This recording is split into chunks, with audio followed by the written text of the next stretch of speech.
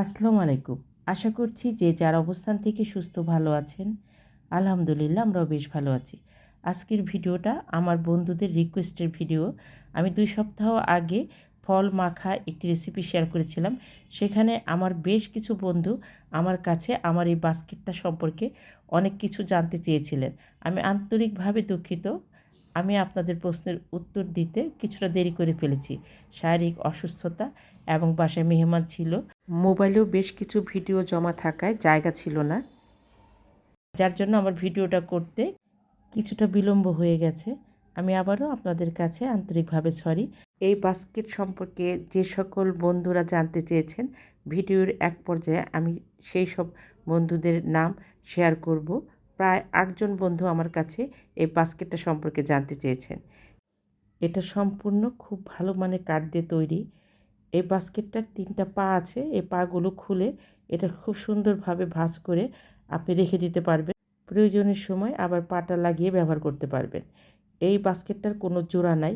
এটা ২ দিক থেকেই মানে কাঠটা আপনার বাইর এবং ভিতর করা যায়। খুব সুন্দর পিতলের ছোট, ছোট স্টার দেওয়া আছে যার জন্য এটা দেখতে ভালো লাগে এবং এটাকে আমি মাঝে, মাঝে একটু পালিশ করে নিই। এটা আমি কোথায় পেয়েছি, কত দিয়ে কিনেছি সেটাও আমি শেয়ার করব। তার আগে আপনাদেরকে দেখিয়ে দিচ্ছি এই বাস্কেটটাতে কী পরিমাণ ফল রাখা যায়। এখানে আমি বেশ বড় সাইজের 2টো অরেঞ্জ রেখেছি। এখানে 3টার মতো আপেল রাখবো আমি। ইচ্ছে করলে 4টা আপেলও রাখা যায়। 4টা কলা, একটা মিডিয়াম সাইজের আনারস এবং এখানে প্রায় 600 গ্রামের উপরে আঙ্গুর আছে। এই সমস্ত ফল রাখার পরেও কিন্তু বেশ খানিকটা জায়গা আছে। এখানে আরও কিছু ফল রাখা যাবে। আমাদের দৈনন্দিন খেতে যে ফলটা লাগে সেই ফলটা আমরা এই বাস্কেটটার ভিতরে রাখতে পারবো।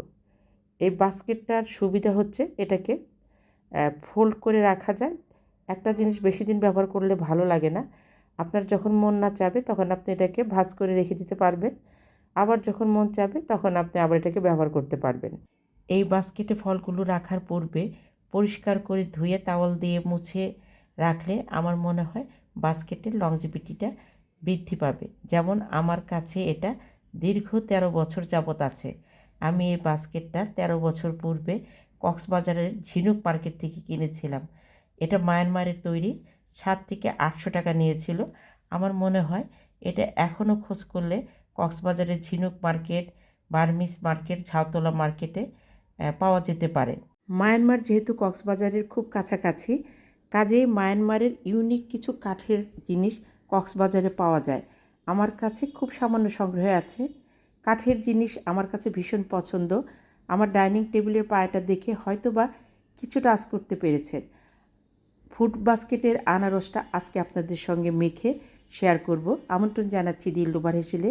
অনুরোধ করব লাইক দিয়ে আনারস মাখাটা দেখে নেবেন। আমি ডিটেলসে বলবো না, এটা সহজ জিনিস, দেখে বুঝে নেবেন। সেই সাথে যে সকল বন্ধুরা আমাকে রিকোয়েস্ট করেছিলেন এই ফুড বাস্কেটটা সম্পর্কে, আমি তাদের নামটা বলে দেব।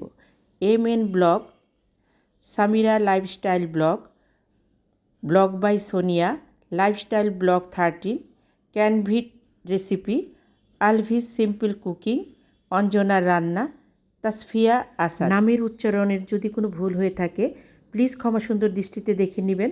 আমার এই 8 জন বন্ধুর ভিতরে কেউ একজন এটার ডিটেলস সম্পর্কে একটা ভিডিও চেয়েছিলেন, কেউ এটার দাম এবং কোথায় পাওয়া যায় সেটা জানতে চেয়েছেন। কারো কাছে বা এই ফুড বাস্কেটটা অনেক বেশি ভালো লেগেছে। আপনাদের প্রত্যেককেই আমার মন থেকে আন্তরিকভাবে ধন্যবাদ আমার এই ছোট্ট জিনিসটা পছন্দ করার জন্য।